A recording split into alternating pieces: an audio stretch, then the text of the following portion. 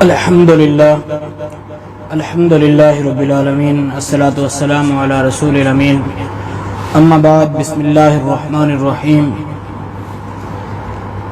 15ویں تراویح 18ویں پارے کی نصف سے لے کر 19ویں پارے کی ثلث تک کی تلاوت پر مشتمل ہے۔ اس میں بقیہ سورہ نور، سورہ فرقان اور سورۃ الشعراء شامل ہیں۔ منافقین نے حضور علیہ الصلوۃ والسلام کو تکلیف پہنچانے کے لیے یہ پراپیگنڈا کیا اور آپ علیہ الصلوۃ والسلام کی زوجہ جناب امی عائشہ صدیقہ رضی اللہ تعالیٰ عنہ پر بہتان تراشی کی تھی، جس کی اللہ رب العالمین نے سورۃ النور میں تردید فرمائی ہے اور بیہودہ بکواس کرنے والوں پر مرحمت فرمائی ہے، اور اس صورت کے اندر تنبیہ فرمائی ہے کہ اگر تم مومن ہو تو آئندہ ایسی حرکت نہ کرنا۔ اللہ تعالیٰ نے زمین و آسمان کا نور اپنے آپ کو قرار دیا، اور مومن وہی ہیں جو اللہ کے نور کو اپنے لیے رہنمائی سمجھیں اور دل سے رسول اللہ صلی اللہ علیہ وسلم کی اتباع کریں۔ رسول صلی اللہ علیہ وسلم کی مخالفت ان کو کسی فتنے میں گرفتار کر سکتی ہے۔ اس کے بعد سورہ فرقان شروع ہوتی ہے، مکہ میں نازل ہوئی۔ اس سورت میں ان شبہات اور اعتراضات پر کلام کیا گیا ہے جو قرآن اور آپ علیہ السلام کی نبوت اور آپ صلی اللہ علیہ وسلم کی پیش کردہ تعلیم پر کفار مکہ کی جانب سے کیے گئے تھے۔ آخر کے اندر سورہ مومنون کی طرح اہل ایمان کے اخلاقی خوبیوں کا نقشہ کھینچ کر عوام الناس کے سامنے رکھ دیا گیا۔ اس سورت کے پہلے رکوع کے اندر جو بات بیان ہوئی ہے وہ یہ ہے کہ فرقان تمام دنیا والوں کے لیے ہے۔ فرقان کا معنی ہے کہ حق اور باطل کے درمیان فرق کرنے والی کتاب، قرآن مجید کا ایک نام ہے۔ اسی رکوع میں کفاران قریش کے جو اعتراضات ہیں رسول اللہ صلی اللہ علیہ وسلم کے بارے میں، ان کا ذکر ہے۔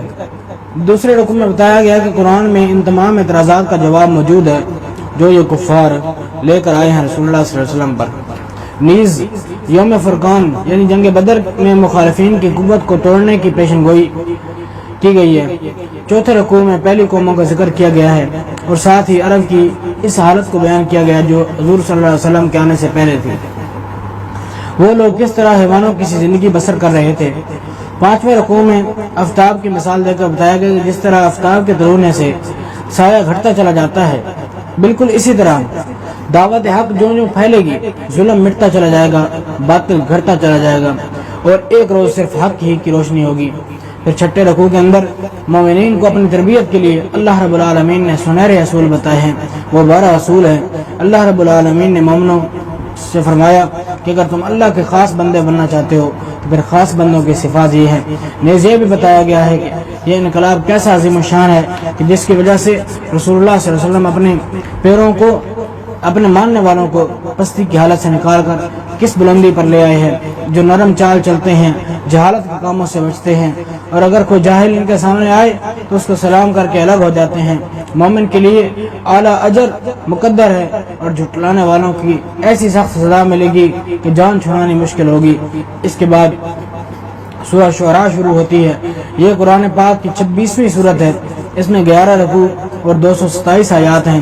یہ سورت مکہ مکرمہ کے درمیانی دور میں نازل ہوئی۔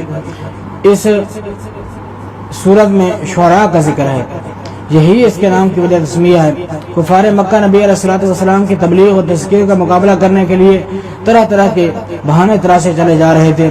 کبھی کہتے اپنے نبوت کا کوئی معجزہ دکھاؤ، کبھی آپ علیہ السلام کو شاعر کہتے، کبھی کاہن کہتے، کبھی مجنون کہتے، کبھی یہ کہہ کر آپ کی دعوت کا انکار کرتے کہ ان کے جو ماننے والے ہیں وہ چند نادان نوجوان ہیں، تو اشراف نے تو ان کی دعوت کو قبول نہیں کیا۔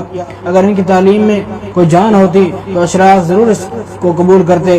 معاشرے کے ادنی طبقے کے لوگ آپ علیہ السلام کی دعوت کو قبول کر رہے ہیں۔ نبی صلی اللہ علیہ وسلم کو ان لوگوں کو معقول دلائل کے ساتھ سمجھانے کی کوشش کرتے کرتے تھک جاتے تھے، مگر وہ ہر دھرمی کی نت نئی صورت لے کر آ جاتے تھے۔ ان حالات میں یہ سورہ نازل ہوئی۔ کلام کا آغاز اس طرح ہوتا ہے کہ تم ان کے پیچھے اپنی جان کیوں بھلاتے ہو؟ ان کے ایمان نہ لانے کی وجہ یہ نہیں ہے کہ انہوں نے کوئی معجزہ نشانی نہیں دیکھی، بلکہ اس کی وجہ یہ ہے کہ یہ ہٹ دھرم ہے۔ اس تمہید کے بعد 10ویں رکوع تک جو مضمون مسلسل بیان ہوا ہے وہ یہ ہے کہ طالب حق لوگوں کے لیے تو خدا کی زمین پر ہر طرف نشانیاں ہی نشانیاں پھیلی ہوئی ہیں، ہر طرف معجزات ہی معجزات ہیں، ہر طرف اللہ رب العالمین کی آیات ہیں۔ وہ ان کو دیکھ کر وہ حقیقت کو پہچان سکتے ہیں، لیکن جو ہٹ دھرم قسم کے لوگ ہیں، جو ضدی قسم کے لوگ ہیں، کبھی کسی چیز کو دیکھ کر ایمان نہیں لائیں گے، نہ آفاق کی نشانیاں دیکھ کر اور نہ انبیاء کے معجزات دیکھ کر۔ اسی مناسبت سے تاریخ کی 7 قوموں کے حالات پیش کیے گئے جنہوں نے اسی ہٹ دھرمی سے کام لیا جس سے کفار مکہ کام لے رہے تھے، اور ان کا انجام بھی بیان کیا گیا۔ اس تاریخی بیان کے ضمن میں چند باتیں ذہن نشین کرائی گئی ہیں۔ اول یہ کہ نشانیاں 2 طرح کی ہیں، ایک وہ جو خدا کی زمین پر ہر طرف پھیلی ہوئی ہیں، جنہیں دیکھ کر ہر صاحب عقل آدمی تحقیق کر سکتا ہے کہ نبی جس چیز کی طرف بلا رہے ہیں وہ حق ہے اور وہی سچ ہے۔ دوسری قسم کی نشانیاں وہ ہیں جو فرعون اور اس کی قوم نے دیکھی تھی، قوم نوح علیہ السلام نے دیکھی تھی، عاد اور سمود نے دیکھی تھی، لوط کی قوم نے دیکھی تھی، اصحاب ایکا نے دیکھی تھی۔ اب یہ فیصلہ کرنا خود کفار مکہ کا کام ہے کہ وہ کس قسم کی نشانیاں دیکھنا چاہتے ہیں۔ ان قوموں کی نشانیاں دیکھنا چاہتے ہیں جنہوں نے معجزات کو دیکھ کر، اللہ کی نشانیوں کو دیکھ کر پھر ان کا انکار کیا تو اللہ رب العالمین کی طرف سے عذاب آ گیا، یا جو قدرت کے اندر اللہ رب العالمین نے اس کائنات کے اندر نشانی رکھی ہیں ان پر غور و فکر کرنا چاہتے ہیں۔ پھر دوسری بات جو اس صورت کے اندر بیان کی گئی ہے کہ ہر زمانے میں کفار کی ذہنیت ایک سی ہے۔ آج کے دور کا کافر، آج کے دور کا مشرک بھی یہی ذہنیت اپنائے ہوئے ہے، اور جو پہلے دور کے مشرک اور کافر تھے ان کی ذہنیت بھی یہی تھی، ان کی حجتیں بھی ایک طرح کی ہیں اور آخرکار ان کا انجام بھی ایک ہی طرح ہوگا۔ اس کے مقابلے میں تمام انبیاء کی تعلیم بھی ایک ہی تھی۔ سارے انبیاء حضرت آدم علیہ السلام سے لے کر آقا محمد مصطفیٰ صلی اللہ علیہ وسلم تک تمام انبیاء کی دعوت یہی تھی کہ اے لوگو اللہ کی عبادت کرو، اے لوگو اللہ کی طرف آ جاؤ، اے لوگو ایک اللہ کی عبادت کرو، اس کے ساتھ کسی کو شریک نہ ٹھہراؤ۔ تمام انبیاء کی دعوت بھی متفق تھی، اور انبیاء کے مقابلے میں آنے والے تمام جو کفار تھے، ہر دھرم قسم کے لوگ تھے، ان کی بھی بات ایک ہی طرح کی تھی۔ پھر آخری رکوع میں اس بحث کو سمیٹتے ہوئے کہا گیا کہ تم لوگ اگر نشانیاں دیکھنا چاہتے ہو تو آخر وہ خوفناک نشانیاں دیکھنے پر اصرار کیوں کرتے ہو جو تباہ شدہ قوموں نے دیکھی تھی؟ اس قرآن کو دیکھو جو بہت بڑی نشانی ہے اور تمہاری اپنی زبان میں ہے۔ محمد علیہ السلام کو دیکھو، ان کے ساتھیوں کو دیکھو، کیا یہ کلام کسی شیطان یا جن کا کلام ہو سکتا ہے؟ کیا اس کلام کا پیش کرنے والا تمہیں کہیں نظر آتا ہے؟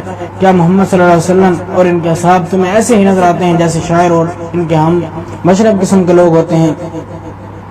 تم ضد چھوڑ کر سیدھے راستے کی طرف آؤ، جبکہ تم جانتے ہو کہ حضور صلی اللہ علیہ وسلم کا کاہن اور شاعر ہونے سے دور کا بھی تعلق نہیں ہے، کیونکہ آپ علیہ السلام نے زندگی کا ایک بڑا حصہ مکہ کے اندر گزارا، 40 سال کی زندگی مکہ کے اندر گزاری، دن بھی وہیں پر گزارے، راتیں بھی وہیں پر گزاری۔ آپ علیہ السلام نے تجارت بھی وہیں پر کی، وہیں پر شادی بھی کی۔ آپ علیہ السلام نے ان کے جو شادی بیاہ کی تقریبات ہوتی ہیں آپ علیہ السلام نے ان میں بھی شرکت کی اور انہی کے اندر رہتے تھے۔ یہ بات وہ لوگ اچھی طرح جانتے تھے، نبی علیہ السلام نہ کاہن ہیں نہ شاعر ہیں، ان کا دور دور تک شاعر اور کاہن ہونے سے کوئی واسطہ نہیں ہے۔